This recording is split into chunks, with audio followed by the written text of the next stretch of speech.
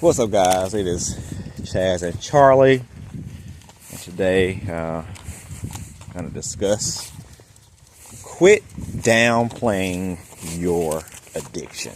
Because, and specifically your weed addiction, of course. Because a lot of times when we go through years of smoking weed, years of it being part of our everyday lives, let's get out the leaves, Charlie. It's going to make noise in the video. We're not going to walk in the leaves because it's going to make noise. When weed becomes a part of our everyday lives, we tend to, downplay it actually being an addiction. We really have tried to redefine the word of addiction. We'll say, it's not addiction, it's dependence. And there's a difference, which, I personally don't really know what the difference is. They both really are kind of the same thing. But it's basically when we get accustomed to doing something on a consistent and everyday basis. And we'll tend to downplay it when it comes to subjects like weed, because weed is the most accepted it's ever been in society. We live in a generation where, more people smoke weed than actually drink alcohol. For years, alcohol has been the number one primary choice for vice. But the newer generation, younger millennials and Gen Zers, they're not really drinking anymore because they have their nose turned up so much at alcohol from previous generation, which I don't know. I feel like not trying to condone alcoholism or say people should drink more, but I don't feel like millennials and even Gen Xers, I don't feel like we were, or they were that much of an alcoholic to, turn off generations to where they just, have their nose turned up at weed. But they have replaced weed we have replaced alcohol with weed, with psychedelics, with ketamine, with pills. I think pills more importantly, people are like, people are fucking crazy. Like, why are you driving like a goddamn fool in this neighborhood? Anyway, there's a big pill popping problem that, people are, doing a lot of overdosing. Younger kids are overdosing more so than what they were years ago. So, you can say that, looks like someone's trying to shit. Go and do what you gonna do, Charlie. He didn't really poop, so I feel like we're gonna have to stop shortly again. Anyway, people have, abandoned alcohol, but people are dying at a higher rate, things like pill popping. So, have we really, evolved from alcohol and just really replaced them with, you can say something that could be possibly worse. Because there are many people who drink alcohol that, aren't alcoholics. But people who, I guess you do have occasional pill poppers, but, you can die at any point with pills depending on what it's laced with. You don't have to be addicted to pills for them to kill you, versus alcoholism takes years of abuse to, kill your liver, kill your insides, where depending on what your pill is laced with, you can just die in one session. So you can argue on which is worse. But whatever the case, before we get to, I hate dogs. And you might say, why do I hate dogs and I have a dog? Well, Charlie is my last dog. I will not get a dog once Charlie dies. And I feel like Charlie's going to live forever. He'll be 10 next year. And I feel like he's... Oh my fucking God. Okay, I'm going to rant about Charlie still because that is so stupid with dogs. Like, I get you may say, maybe it's me that got the problem, because you may say that, you're walking a dog, dogs get nervous, they got the poop, like the whole pooping thing, like, sets me on fire, because, like, why, and him pulling right now, like, why are you shitting, like, this whole, they're nervous and anxious, like, we walk all the time, why are you shitting? You've been outside before we walk, why are you doing this? And Charlie gets on my nerves.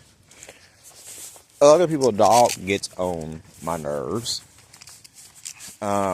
We cannot go on any vacation because Charlie goes on vacation with us. And maybe it's either I pay hundreds of dollars for him to be locked up in a cage and possibly bite somebody because he's, doesn't like people. And I have to, or I just have to only get pet-friendly hotels and miss out on cool locations or cheaper stays because they're not pet-friendly. And, he's just a burden on life at this point. You got to walk him. He actually, has a, like, you can't be shitting, he is being, you can't be making this up. He's doing this on purpose. You have to buy him flea medication. You have to buy him food. He actually has been going to the doctor. He went to the doctor last month. They thought it was an abscess on his tail. It's actually, like, why is he pulling right now? It's actually possibly a tumor. So we gave him some medication. It still hasn't went down. We might have to, get his tail cut off in the near future because, I guess you may say he has cancer. You may say, Chad, be kind to the puppy. He has a tumor on his tail. I will never get another fucking dog ever again in life. And I'm not abusing Charlie. He lives a quite charmed lifestyle. But,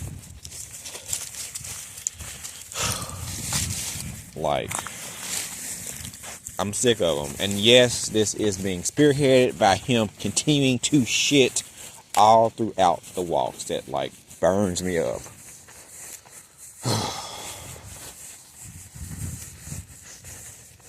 I'm sorry for this rant, guys. So let me attempt to get back on topic. Okay, so kids are not drinking. They're doing pills. And I'm walking around with shit in my hand. Because now I can't hear garbage can in here. Kids have traded out alcohol for pills. And before we get to pills, we have weed. And, of course, folks say, weed, of course, isn't, not as serious as pills. So people tend to smoke them for a long period of time. And he's trying to pee on the garbage can.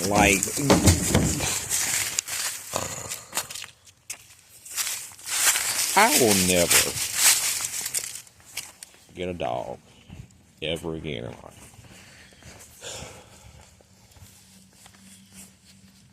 He's going to make me relapse and smoke some weed dealing with him. So, of course, like I just said, weed relaxes us like it could do for me right now. Dealing with Charlie, is that I think that's like a dead cat, guys. So somebody, instead of picking them up, they just laid a towel over the dead cat. That's sad, gross, and weird. Okay, random. Well,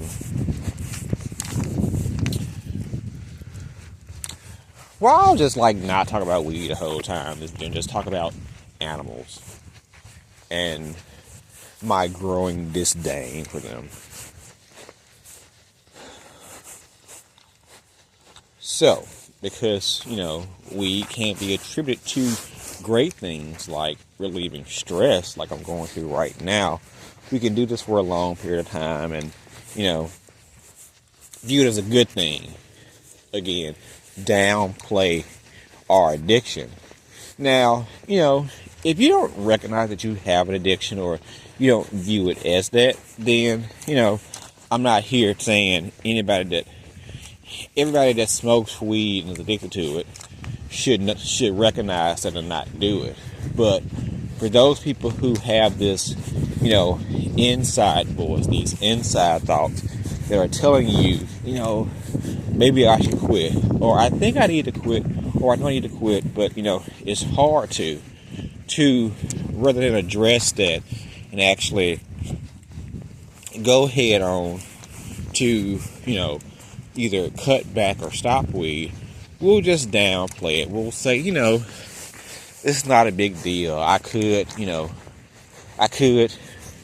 be drinking, or I could be doing pills, or I can still work and, not lose my job, or it just helps me, deal with people, or it just makes life more tolerable, or it just helps me sleep, or it just, makes me laugh, or it just gives me an appetite.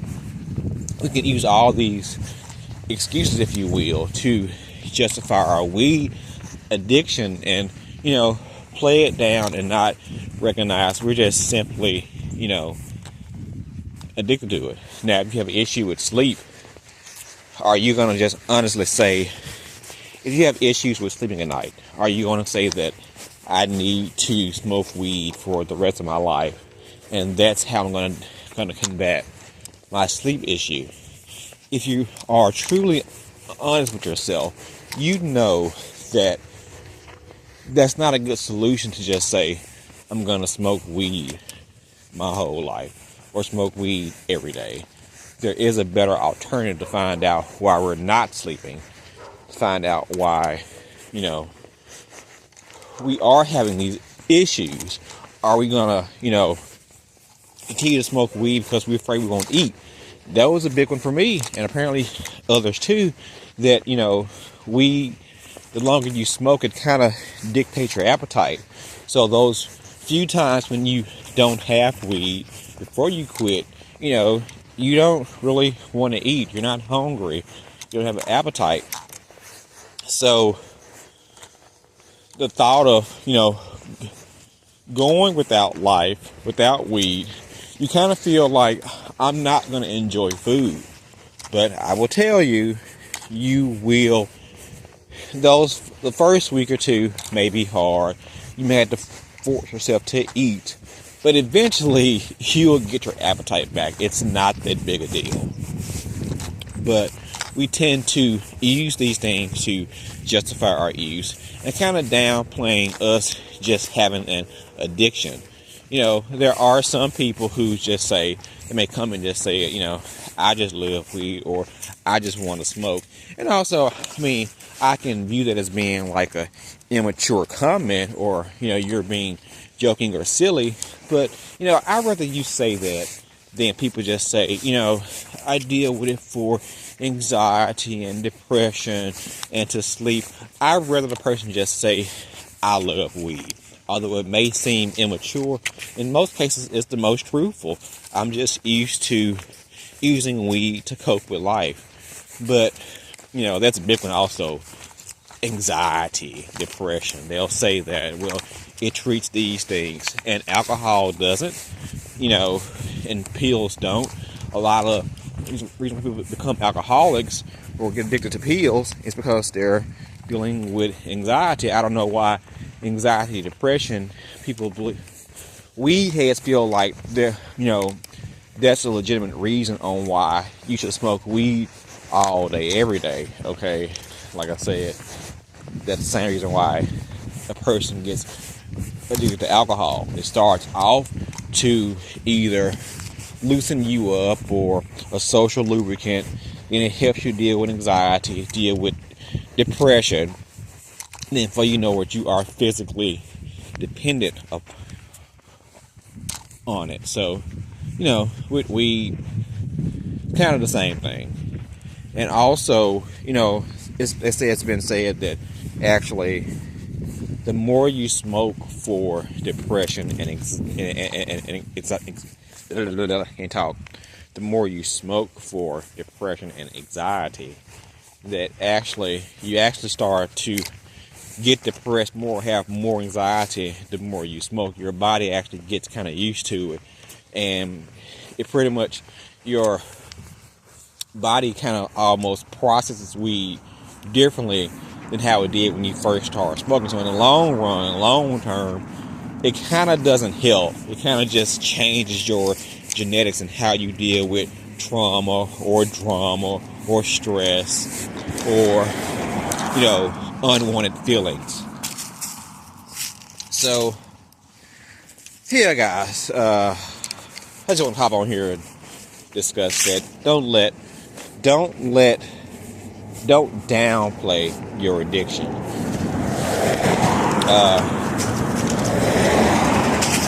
I used half this video to rant about Charlie and dogs, and we saw a dead cat, so that was different. But okay, guys, comment below if you feel something about anything I said, about the addiction, about the weed, about dogs, about Charlie. You want to address Charlie and his cancer. I'm open to anything. So, guys, until next time, please like, subscribe, share. Most importantly, comment below and oh my God, are you sick, Charlie? I think he's doing this on purpose. Guys, we're all in this together. Peace.